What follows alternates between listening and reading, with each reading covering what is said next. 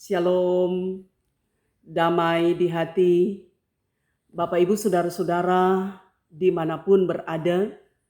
Kali ini saya menjumpai Bapak Ibu Saudara melalui kebenaran firman, firman yang menguatkan dan firman yang menghibur. Dan tema perenungan kita saat ini saya beri judul Pandangan Kristiani di balik berpulangnya Vanessa Angel dan Febri Ardiansa. Sebelum kita membaca kebenaran firman Tuhan, mari kita berdoa. Ya Tuhan Allah, Engkau sumber kehidupan. Engkau juga sumber kekuatan, bahkan Engkau sumber penghiburan. Saat ini kami akan belajar kebenaran firman Tuhan, merenungkannya. Kami yakin firman-Mu menguatkan, menghibur dan meneguhkan iman kami. Bagi Bapak Ibu Saudara-saudara yang sementara menyaksikan video ini, mereka yang ada dalam pergumulan kiranya dikuatkan oleh Tuhan. Bahkan mereka yang kehilangan orang yang mereka kasihi, dikuatkan dan diteguhkan iman mereka bahwa sesungguhnya ada Tuhan yang tidak pernah meninggalkan siapapun yang percaya kepadamu. Karena itu biarlah firman ini menjadi berita sukacita bagi mereka yang sungguh-sungguh membutuhkan kekuatan, penghiburan dari Tuhan Allah sendiri. Dalam nama Tuhan Yesus kami berdoa. Amin. Bapak Ibu Saudara-saudara, pembacaan Alkitab dalam kitab Yesaya pasalnya yang ke-38, ayatnya yang ke-18 dan ayatnya yang ke-19 berkata seperti ini. Sebab dunia orang mati tidak dapat mengucap syukur kepadamu, dan maut tidak dapat memuji-muji engkau. Orang-orang yang turun ke liang lahat tidak menanti-nanti akan kesetiaanmu, tetapi hanyalah orang yang hidup, dialah yang mengucap syukur kepadamu. Seperti aku pada hari ini, seorang bapa memberitahukan kesetiaanmu kepada anak-anaknya. Demikianlah pembacaan firman Tuhan. Bapak Ibu Saudara-saudara yang kekasih di dalam Tuhan. Perjalanan kehidupan manusia di dunia ini melewati 3 fase atau 3 tahap, yaitu kelahiran, kehidupan, dan kematian. Lahir, hidup, dan mati. 3 fase ini selalu diwarnai dengan tangisan, bahwa saat seorang anak lahir, ketika dia menangis berarti ada kehidupan. Kemudian saudara yang kekasih, dalam kehidupan itu sendiri juga seringkali ada air mata, seringkali ada tangisan. Bahwa ada air mata karena keharuan, merasa terharu, merasa bahagia dengan sesuatu yang bisa dicapai. Tetapi juga ketika ada dalam pergumulan, ketika ada dalam suatu tahap masalah yang begitu pelik, ketika kehilangan seseorang, bersedih pasti akan menangis. Dan saat kematian, pasti ada orang yang merasa bersedih kehilangan, sehingga di situ pasti ada air mata juga, ada tangisan. Nah, saudara-saudara yang kekasih di dalam Tuhan, kelahiran, kehidupan, dan kematian itu adalah anugerah Tuhan. Bahkan apa yang kita rasakan, apa yang kita alami selama kita ada di dunia ini, semua ada dalam kendali Tuhan. Semua ada dalam pengaturan Tuhan. Bahkan sungguh disadari bahwa setiap manusia itu terbatas. Manusia ini rapuh, lemah, dan tidak berdaya. Karena itu kita tidak dapat hidup tanpa kuasa Tuhan yang menguatkan dan memampukan kita. Siapapun kita, saudara, kita percaya bahwa Tuhan itu yang pegang kendali atas perjalanan kehidupan kita. Sebagai orang beriman, orang Kristen, kita percaya Allah di dalam Yesus, Allah di dalam Roh Kudus, Allah yang esa, Allah Tritunggal. Dia yang berhak penuh atas kehidupan kita, tetapi juga atas kematian kita. Hidup dan mati itu ada dalam tangan Tuhan. Nah, saudara-saudara yang kekasih di dalam Tuhan, sebagaimana yang saya katakan di awal khotbah saya, bahwa tema perenungan ini diberi judul Pandangan Kristiani di balik berpulangnya Vanessa Angel dan suaminya Bibi Ardiansa. Nah, saudara yang kekasih, beberapa hari terakhir mulai dari hari Kamis tanggal 4 November, kita dihebohkan dengan berita kematian pasangan suami istri ini. Bahwa kematian Vanessa Angel dan Bibi suaminya bukan cuma karena mereka itu adalah public figure, adalah selebriti, adalah artis.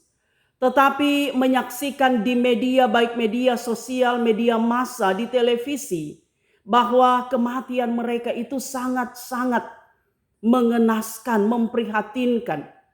Dalam perjalanan mereka, Jakarta, Surabaya, mereka mengalami kecelakaan. Bahwa kalau kita menyaksikan video yang beredar, kematian itu sangat-sangat memprihatinkan, mengenaskan. Karena si Vanessa Angel, dia keluar dari mobil, bahkan dia terpental di jalan, jaraknya 10 meter dengan mobil. Bahkan suaminya itu ada di bawah mobil, walaupun dia pakai safety belt, pakai pengaman. Tapi saudara, kita menyaksikan bahwa luar biasa. Anak mereka, pembantu mereka, sopir mereka tidak meninggal. Bahkan saudara, kalau kita juga menyaksikan di media sosial, dikatakan bahwa sopirnya masih muda, yang menurut security di tempat kompleks mereka tinggal, dia ugal-ugalan, bahkan juga dia main handphone ketika ada dalam perjalanan. Sehingga saudara bisa disaksikan bagaimana tragisnya kematian ini. Nah, saudara-saudara yang kekasih di dalam Tuhan, saya mau katakan bahwa kematian itu ada dalam tangan Tuhan. Kematian Vanessa Angel dan suaminya itu ada dalam tangan Tuhan. Artinya saudara, kita tidak tahu kapan kita akan meninggal. Kapan waktu kehidupan kita di dunia ini akan berakhir. Semua manusia tahu dia akan mati. Tapi saatnya itu yang tidak kita ketahui. Sehingga dikatakan kematian itu adalah misteri bagi kita. Hanya Tuhan yang tahu. Bahkan orang seringkali mengilustrasikan kematian itu, perjalanan ke kematian, ke keabadian itu bagaikan ada dalam antrian yang panjang.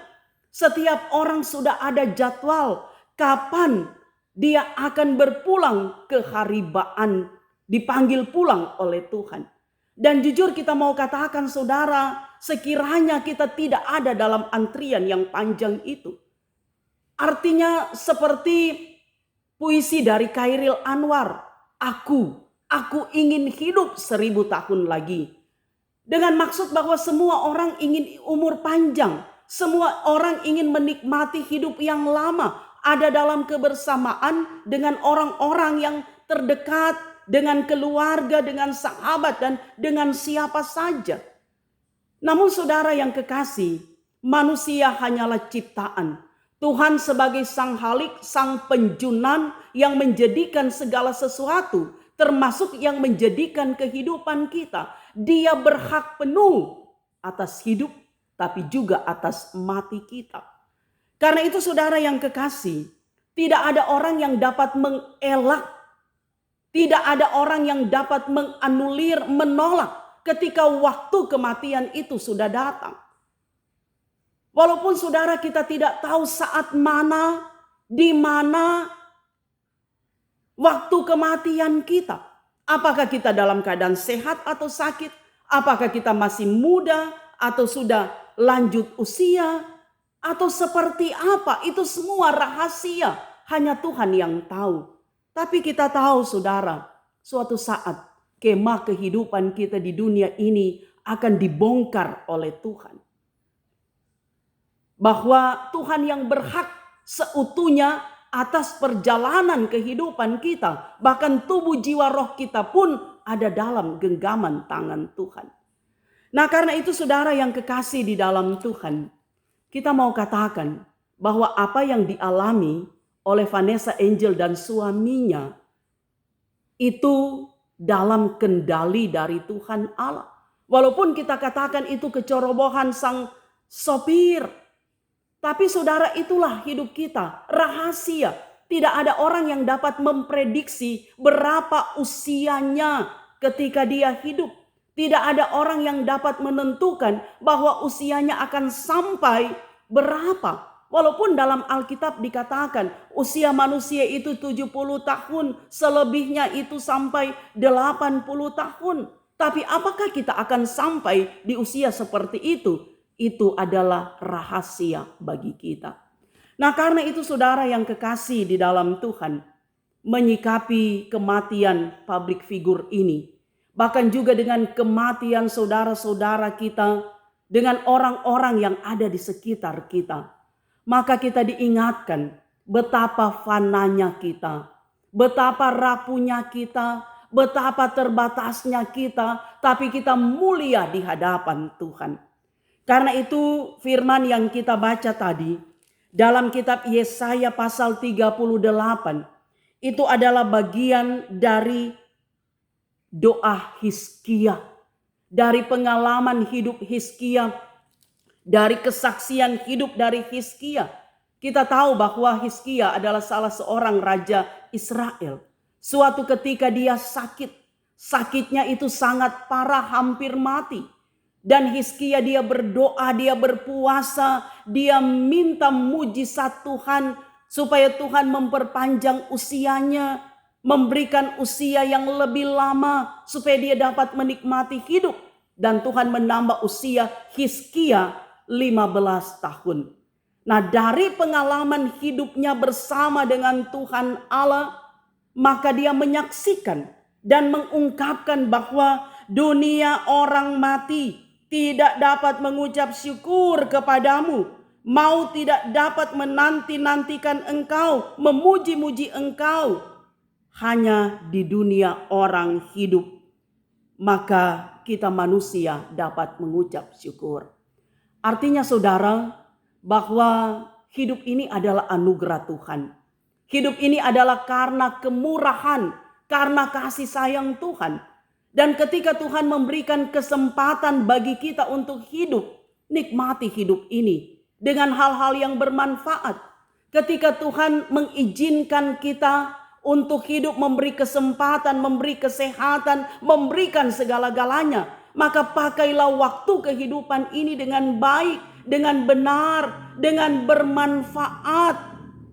Karena itu saudara, ada ungkapan mengatakan bahwa hidup ini yang paling penting, yang paling utama bukan durasinya tetapi esensinya. Hidup ini yang paling penting bukan waktu, bukan durasi, bukan panjang atau singkat perjalanan hidup kita, tapi esensi, inti, makna dari kehidupan. Itu yang paling penting saudara. Apa yang kita buat, apa yang kita lakukan, apa yang kita kerjakan, apakah selama kita hidup kita telah memberikan yang terbaik untuk Tuhan, menyenangkan Tuhan, jadi berkat bagi banyak orang atau tidak. Itu yang paling penting. Karena itu Raja Hizkia dari pengalaman hidupnya, dia mau mengatakan bahwa benar, cuma di dunia orang hidup kita dapat mengucap syukur.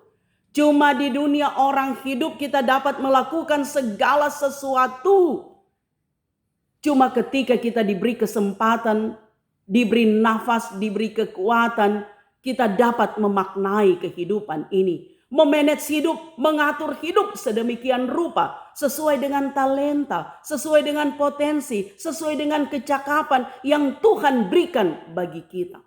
Sehingga menjadi pertanyaan saudara, apakah selama ini kita sudah hidup untuk Tuhan? Apa yang sudah kita berikan untuk Tuhan?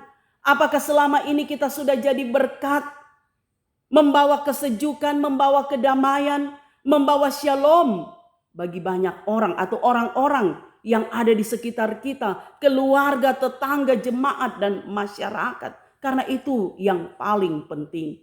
Karena sekali lagi saudara, kita tidak tahu kapan benang kehidupan kita akan diputuskan oleh Tuhan. Kemah hidup kita akan dibongkar oleh Tuhan, itu rahasia, itu kita tidak tahu.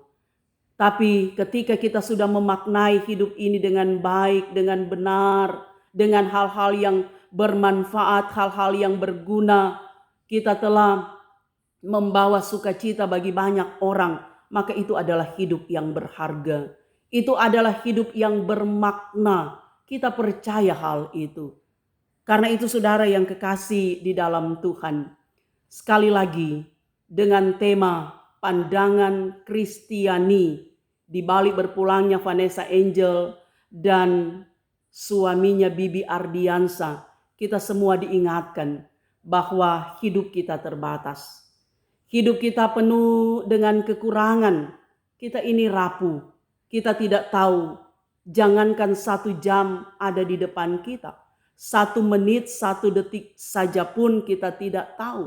Karena kalau kita melihat di media sosial, si Vanessa, dia buat caption, dia status, siapa yang tebak aku mau kemana? Tidak dapat menebak.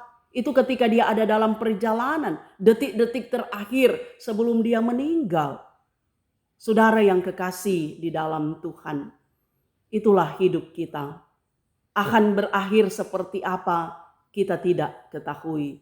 Tapi ketika kita telah hidup dengan baik, dengan benar, ada makna kehidupan di dunia yang kita torehkan, nama yang baik, kelakuan yang baik, perbuatan yang baik, maka itu menjadi persembahan yang berbau harum di hadapan Tuhan, tapi juga membawa rasa damai sejahtera bagi banyak orang. Ramulah kehidupanmu dengan baik. Aturlah hidup kita dengan benar semaksimal mungkin.